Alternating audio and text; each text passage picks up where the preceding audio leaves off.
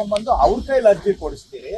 ಅರ್ಜಿ ಕೊಟ್ಟ 1 ತಿಂಗಳು 10 ದಿನದಲ್ಲಿ ಡಿನೋಟಿಫಿಕೇಶನ್ ಆಗುತ್ತೆ. ಇವೆಲ್ಲ ಬಹಳ ಕಾನೂನುಬದ್ಧವಾಗಿ ಆಗಿದೆ ಅಲ್ವಾ, ನ್ಯಾಯಸಮ್ಮತವಾಗಿ ಆಗಿದೆಯಾ? ಸೊ ಹಾಗಾಗಿ ಮಾಡಬಾರದನ್ನೆಲ್ಲ ಮಾಡ್ಬಿಟ್ಟು ಇವತ್ತು ಅದನ್ನೆಲ್ಲ ಮರ್ತೋಗ್ಬಿಟ್ಟು ಸಿದ್ದರಾಮಯ್ಯನವರು ರಾಜೀನಾಮೆ ಕೊಡಬೇಕು ಅಂತ ಅವರು ಕೇಳ್ತಾರೆ, ಎಲ್ಲರೂ ಕೇಳ್ತಾರೆ. ಇವರೇ ಮಾಡಿದ್ದಾರೆ ಇದನ್ನೆಲ್ಲ. ಫಸ್ಟ್ ಅವ್ರು ರಾಜೀನಾಮೆ ಕೊಟ್ಬಿಟ್ಟು ಆಮೇಲೆ ಮಾತಾಡ್ಲಿ. ಕೇಳಿದಾಗ ಯಡಿಯೂರಪ್ಪನವ್ರು ಕೊಟ್ಟಿದ್ರು ಅಂತ ಅವರು ಮಾತಾಡಿದ್ರು. ಇವರೆಲ್ಲಾರ್ದು ಇದೆಯಲ್ಲ, ಈಗ FIR ಇವ್ರ ಮೇಲೂ ಆಗಿದೆ, ಲೋಕಾಯುಕ್ತ ತನಿಖೆ ಆಗಿದೆ, ಡಿನೋಟಿಫಿಕೇಶನ್ ಅಲ್ಲಿ ಭಾಗಿಯಾಗಿದ್ದಾರೆ. ಇವರೆಲ್ಲ ಕೊಟ್ಬಿಟ್ಟು ಮಾತಾಡ್ಲಿ. ಅಂದ್ರೆ ತಪ್ಪನ್ನೇ ಮಾಡೋದವ್ರು ಈಗ ಮೂಡಾ ಸೈಟ್ ಯಾಕೆ ವಾಪಸ್ ಕೊಟ್ರು ಅಂತ ಪ್ರಶ್ನೆ ಮಾಡ್ತಾ ಇದ್ದಾರೆ. ತಪ್ಪನ್ನೇ ಮಾಡಿಲ್ಲ ಮೂಡಾ ಸೈಟ್ ಯಾಕೆ ವಾಪಸ್ ಕೊಟ್ರಿ ಅಂತ ವಾಪಸ್ಸು ಅವರು ಕುಟುಂಬದಲ್ಲಿ ಚರ್ಚೆ ಮಾಡಿ ಅವರು ವೈಯಕ್ತಿಕ ತೀರ್ಮಾನವನ್ನ ತೆಗೆದುಕೊಂಡಿದ್ದಾರೆ. ಹಿಂದೆ ಇದು ಆರ್ ಅಶೋಕ್ ಅವರ ಕೇಸಲ್ಲೂ ಕೂಡ ಇದು ಏನು ಡಿನೋಟಿಫೈ ಮಾಡಿರುವಂತ ಜಮೀನು. ಇಲ್ಲಿ ಮಾನ್ಯ ಸಿದ್ದರಾಮಯ್ಯನವರ ಧರ್ಮಪತ್ನಿಯವರು ಪಡೆದುಕೊಂಡಿರೋದು ಮೂಡಾದವರು ಒತ್ತುವರಿ ಮಾಡಿ ಲೇಔಟ್ ಅನ್ನ ಮಾಡಿದಂತಹ ಜಾಗ, ಅದಕ್ಕೆ ಪರಿಹಾರವಾಗಿ ಕೊಟ್ಟಿರೋದು. ಇದು ಡಿನೋಟಿಫೈಡ್ ಲ್ಯಾಂಡ್ ಅಲ್ಲ, ಇದು ಪರಿಹಾರವಾಗಿ ಅವರಿಗೆ ಬದಲಿ ನಿವೇಶನವನ್ನ ಕೊಟ್ಟಿದ್ದಾರೆ. ಏನೇ ಇದ್ರೂ ಅದು ಅವರ ವೈಯಕ್ತಿಕ ತೀರ್ಮಾನ.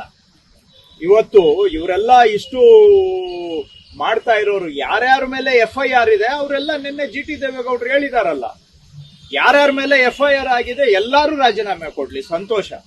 ರಾಜಕೀಯದಲ್ಲಿ ಒಂದು ಮೇಲ್ಪಂಕ್ತಿಯನ್ನು ಹಾಕೋಣ, ಆ ದಿಕ್ಕಿನಲ್ಲಿ ಎಲ್ಲರೂ ಹೆಜ್ಜೆ ಇಡೋಣ. ಈಗ ಯಾರ್ಯಾರು ಕೇಳ್ತಾ ಇದಾರಲ್ಲ ಅವರೆಲ್ಲ FIR ಯಾರ್ಯಾರ ಮೇಲೆ ಆಗಿದೆ, ಯಾರ್ಯಾರ ಮೇಲೆ ಈ ತರ ಡಿನೋಟಿಫಿಕೇಶನ್ ಅಲ್ಲಿ ಭಾಗಿಯಾಗಿದ್ದಾರೆ ಅವರೆಲ್ಲರೂ ರಾಜೀನಾಮೆ ಕೊಟ್ಟು ಮೇಲ್ಪಂಕ್ತಿಯನ್ನು ಹಾಕೊಡ್ಲಿ.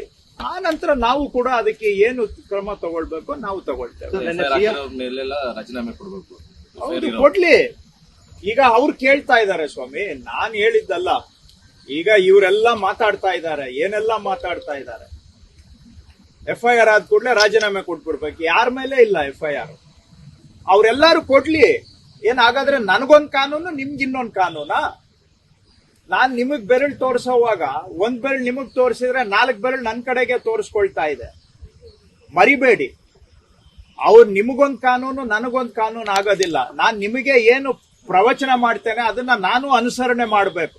ಫಸ್ಟ್ ನಾನು ಅನುಸರಣೆ ಮಾಡಿ ಆಮೇಲೆ ನಿಮ್ಗೆ ಪಾಠ ಹೇಳಿದ್ರೆ ನಾನು ಹೇಳೋ ಪಾಠಕ್ಕೂ ಜನ ಕೇಳ್ತಾರೆ, ಗೌರವ ಕೊಡ್ತಾರೆ. ನಾನ್ ಮಾಡೋದೆಲ್ಲ ತದ್ವಿರುದ್ಧ, ಮಾತಾಡೋದೆಲ್ಲ ಆಚಾರ, ಮಾಡೋದೆಲ್ಲ ಅನಾಚಾರ ಆದ್ರೆ ನಿಮ್ ಮಾತಿಗೆ ಏನ್ ಗೌರವ ಇದೆ? ನೀವು ಬೇರೆಯವರು ಪಾಲನೆ ಮಾಡಬೇಕು ಅಂದ್ರೆ ಫಸ್ಟ್ ನೀವು ಪಾಲನೆ ಮಾಡಿ, ಇನ್ನೊಬ್ಬರಿಗೆ ಉಪದೇಶ ಮಾಡಿ, ಆವಾಗ ನಿಮ್ಮ ಉಪದೇಶನ ಕೇಳ್ತಾರೆ. ಏನೆಲ್ಲ ಹೇಳಿಕೆಗಳು ಕೊಟ್ಟಿದ್ದಾರೆ ನಾವು ನೋಡಿದ್ದೇವೆ. ಯಾರ್ಯಾರು ಈಗ ಅವರೆಲ್ಲರೂ ಇಷ್ಟೇ ನಾನು ಹೇಳೋದು, ಅವ್ರ ಮಾತಿಗೆ ಅವರೇ ಬದ್ಧವಾಗಿರ್ಲಿ, ಅವರ ಮಾತಿಗೆ ಅವರು ಸ್ಟಿಕ್ ಆಗ್ಲಿ. FIR ಆದ ಕೂಡಲೇ ರಾಜೀನಾಮೆ ಕೊಡಬೇಕು ಅಂತ ಹೇಳಿದಾರಲ್ಲ, ಯಾರ್ಯಾರು ಈಗ ಹಿಂದೆ ಯಾರ್ಯಾರ ಮೇಲೆ FIR ಆಗಿದೆ, ಯಾರ್ಯಾರು ಬೈಲ್ ಮೇಲಿದ್ದಾರೆ ಎಲ್ಲರೂ ರಾಜೀನಾಮೆ ಕೊಡ್ಲಿ. ಅವ್ರು ರಾಜೀನಾಮೆ ಕೊಟ್ಟರೆ ಸಿದ್ದರಾಮಯ್ಯ ರಾಜೀನಾಮೆ ಅವ್ರು ಕೊಡ್ಲಿ, ಉಳಿದಿದ್ ಮಾತಾಡೋಣ. ಆವಾಗ ತಾನಾಗಿ ರಾಜ್ಯದಲ್ಲಿ ಆ ಒಂದು ಮೇಲ್ಪಂಕ್ತಿಯನ್ನ ಎಲ್ಲರೂ ಹಾಕೊಟ್ಟಂಗಾಗುತ್ತೆ. ನಾಳೆ ನಾನಾದ್ರೆ ನಾನು ಅನುಸರಣೆ ಮಾಡ್ಬೇಕಾಗುತ್ತೆ. ಅಲ್ಲ, ಅವರು ಅದೇ ಪ್ರಶ್ನೆ ಮಾಡ್ತಾರೆ ಸರ್. ನೀವು ರಾಜೀನಾಮೆ ಅವ್ರು ಕೇಳ್ತಾ ಇರೋರು ಸ್ವಾಮಿ, ಅವ್ರು ಕೇಳ್ತಾ ಇರೋರು, ನೀವು ರಾಜೀನಾಮೆ ಕೊಟ್ಟರೆ ನಾನು ಕೇಳ್ತಾ ಇರೋರು ಅವರು, ನಾನೇನ್ ಕೇಳಲಿಲ್ವಲ್ಲ. ಅವ್ರು ಕೇಳ್ತಾ ಇರೋ ತಾನೆ.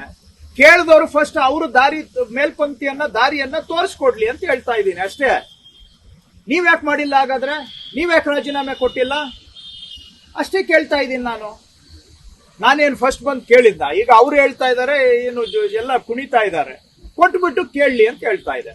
GT ದೇವೇಗೌಡರು ಸಿಎಂ ಪರವಾಗಿ ಅವರು ಮಾನ್ಯ GT ದೇವೇಗೌಡರು ಇಷ್ಟೇ ಹೇಳಿದ್ದಾರೆ, ಸಿದ್ದರಾಮಯ್ಯನವರು 40 ವರ್ಷದಿಂದ ಸಾರ್ವಜನಿಕ ಜೀವನದಲ್ಲಿದ್ದಾರೆ. ಸಾರ್ವಜನಿಕ ಜೀವನದಲ್ಲಿ ಮನ್ನಣೆಯನ್ನ ಪಡ್ಕೊಂಡು ಬಂದಿದ್ದಾರೆ, ಜನಗಳ ಗೌರವ ಸಂಪಾದನೆ ಮಾಡಿದ್ದಾರೆ. ತಪ್ಪು ಮಾಡುವಂತ ಮನುಷ್ಯ ಆಗಿದ್ದಿದ್ರೆ ಸಿದ್ದರಾಮಯ್ಯನವರು ಸಾರ್ವಜನಿಕರ ಮನ್ನಣೆ ಸಿಗುತ್ತಾ ಇರಲಿಲ್ಲ. 40 ವರ್ಷ ದೀರ್ಘಕಾಲ ರಾಜಕೀಯದಲ್ಲಿ ಒಬ್ಬ ನಾಯಕನಾಗಿ ಬೆಳೆಯೋದಕ್ಕೆ ಆಗ್ತಾ ಇರಲಿಲ್ಲ ಅನ್ನೋ ಮಾತನ್ನ ಅವರು ಹೇಳಿದ್ದಾರೆ. ಅವರು GT ದೇವೇಗೌಡರು ಇವ್ರ ಜೊತೆಗೂ ಇದ್ದಂಥವ್ರು, ಇವ್ರು ಎದುರಾಳಿ ಆಗಿದ್ದಂಥವ್ರು, ರಾಜಕೀಯ ವಿರೋಧಿಗಳಾಗಿದ್ದಂಥವ್ರು, ಎಲ್ಲ ಹತ್ತಿರದಿಂದಾನು ನೋಡಿದ್ದಾರೆ, ದೂರದಿಂದಾನು ನೋಡಿದ್ದಾರೆ, ಎದುರಾಗಿನೂ ನೋಡಿದ್ದಾರೆ. ಅವರ ಅನುಭವದ ಮಾತಿನಲ್ಲಿ ಅವರು ಹೇಳಿದ್ದಾರೆ. ಯಾಕಂದ್ರೆ ಅವರಿಬ್ಬರ ಪರಿಚಯ ಬಹುಶಃ 45-50 ವರ್ಷಗಳ ಸುದೀರ್ಘವಾದಂತ ಒಡನಾಟ ಇರತಕ್ಕಂಥವ್ರು. ಪರ ವಿರೋಧಗಳೆಲ್ಲಾನು ಕೂಡ ಅವರು ಅನುಭವಿಸಿದ್ದಾರೆ. ಅದರ ಅನುಭವದ ಹಿನ್ನೆಲೆಯಲ್ಲಿ ಇವತ್ತು ಅವ್ರು ಹೇಳಿದ್ದಾರೆ, ಸಿದ್ದರಾಮಯ್ಯನವರು ಆ ತರ ತಪ್ಪು ಮಾಡೋ ಮನುಷ್ಯ ಅಲ್ಲ ಅಂತ ಹೇಳಿದ್ದಾರೆ. ಅಷ್ಟನ್ನ ಹೇಳಿದ್ದಾರೆ. ಅದಕ್ಕೆ ಬೇರೆ ಬೇರೆ ರಾಜಕೀಯ ಆಯಾಮಗಳು ಕೂಡ ಇದ್ದಾವೆ, ಅವೆಲ್ಲ ಇರ್ತದೆ.